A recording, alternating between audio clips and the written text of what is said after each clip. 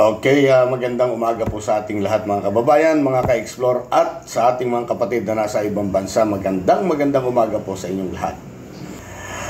Okay, kahapon po ay naging viral po itong nangyaring pag-aresto dito po kay Pastor Apollo Kibuloy at ng 4 pa niyang kasama.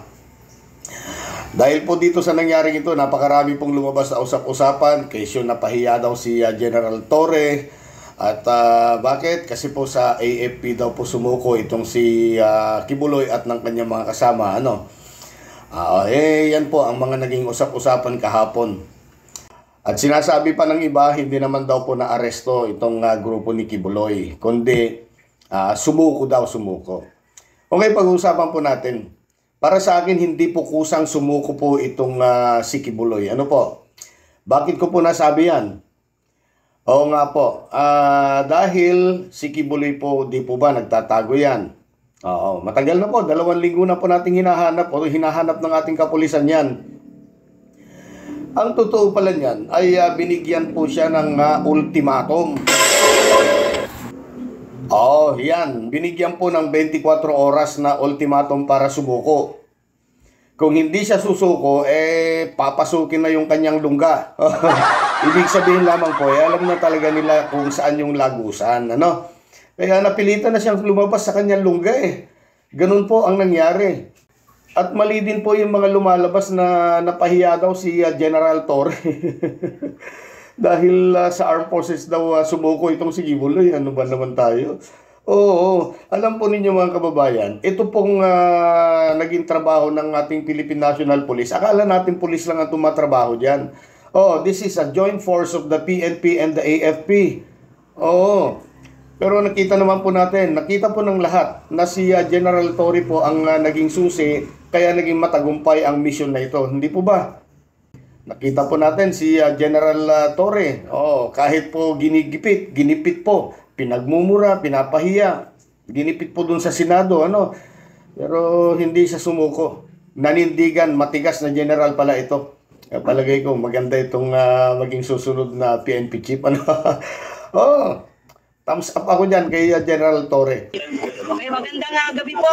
3 bagay lamang po yung sasabihin ko. Unang-una po ay kinukumpirma po natin na hawak na po natin si Pastor Kibuloy, si Jacqueline Goy, si Ingrid Canada, si Vicente Canada, at si Silva Semanes po. Nakuha po natin yung custody po nila around 5:30 this afternoon at mga bandang 6:30 po ay nilipad po natin sila mula po sa Davao at pagpunta po dito sa Villamor po tayo lumabas.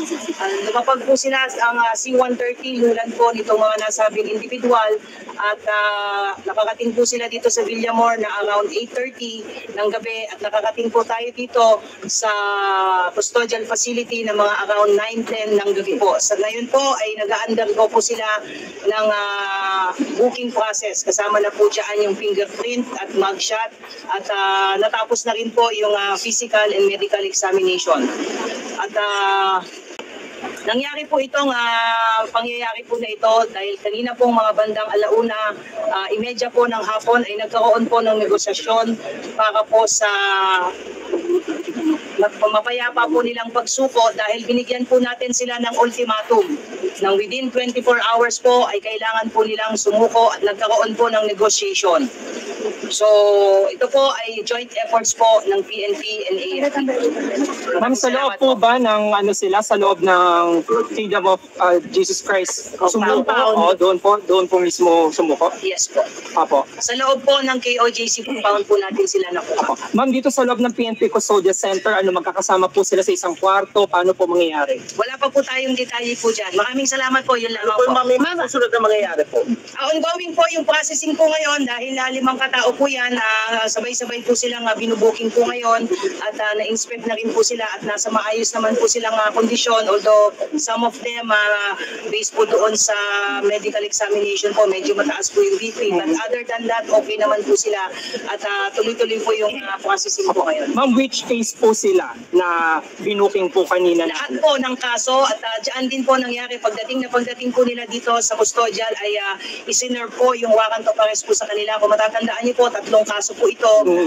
Yung kay Pastor Kibuloy po, yung child abuse po, yung sexual abuse at yung pong qualified trafficking. So binasahan po sila ng mga kaso po nila at nakaharap po ang kanilang abogado po. At pagkatapos po noon ay binasahan din po sila ng kanilang mga Miranda rights at mga kakapatan po. At pagkatapos po noon ay tuloy-tuloy na po yung ginawang proseso. Ongoing po yung proseso po. Ma'am, kanina ng 24 hours ultimatum po na nabanggit ninyo kanina. Nagbigay po ang PNP po ng ultimatum po na sumuko po sila, otherwise po ay papasukin na po natin yung isang particular building na hindi po tayo pinapayagan pong pumasok. So nagkaroon po ng negotiation ang PNP na kinatawan po ng intelligence group at ISAP. Pinagtulungan po ito that led to the peaceful surrender po ni Pastor Kibuloy at apat pa at papasalamat po tayo doon sa naging mapayapa pong at least itong proseso po na ito.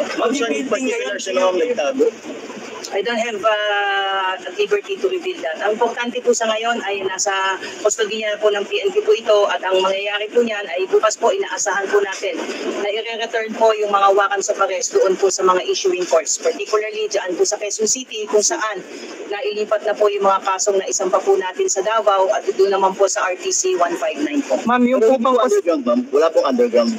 I don't have any information on that po. Ma'am, Sa yung- importante po ay nasa atin na po yung mga pinaghahanap po. Ma'am, same lang ba yung room na na can you give us kung merong aircon, merong ano po paano? Wala pa po, hindi ko pa po nakikita kung saan po sila kwarto po, matindi but meron na pong plano dahil kanina nga po habang ongoing po yung negotiation ay pinagplanuhan na rin po kung saan po silang mga selda po mapupunta. Magbibigay po kami ng additional details as we go. Pero definitely ma'am, magkakahiwalay sila. Magkakahiwalay sila. Ano po yung plano, ma'am? Ano po yung plano? Ano po yung nakasaad sa plano, ma'am? Well, as to the operational details and planning, antayin na lang po natin na pagpapatapusin lang po na natin yung proseso po. What's important is we just would like to confirm po na nasa custody na po ng PNP sila Pastor Kibuloy at iba pa. Maraming salamat po. Ayan po, mga kababayan. Kumpirmado po. Binigyan ng 24 oras itong si Kibuloy at ng kanyang mga kasama para sumuko. So hindi po yan yung sinasabing kusang loob. Yan ay napilitan. Napilitan pong sumuko dahil alam na, papasukin na ang kanyang lungga. Kaya wala na siya magagawa talaga kundi sumuko. Ngayon, tanong ko lamang mga kababayan, lalong-lalo na po sa mga nakakaintindi po sa batas, at nakakaintindi sa mga ganitong klase ng sitwasyon, para sa inyo po ito, hindi ba pwedeng kasuhan itong mga senador? Itong mga taga-KOJC? At mga vlogger na tila baga kasabwat sa pagtatago kay Kibuloy, nakita naman natin Hindi ba pwedeng kasuhan ng obstruction of justice sa mga ito? Tinatanong ko lamang po. Ako naman po ay nagtatanong, lalong-lalo na, gaya ng sabi ko kanina sa mga kababayan at mga ka-explore natin dyan na nakakaintindi o malawak ang kaalaman sa batas. Sige po, mga kaibigan, mga ka-explore, pakijot down na lamang po ang inyong mga comment patungkol po dito. Maraming salamat muli sa panonood.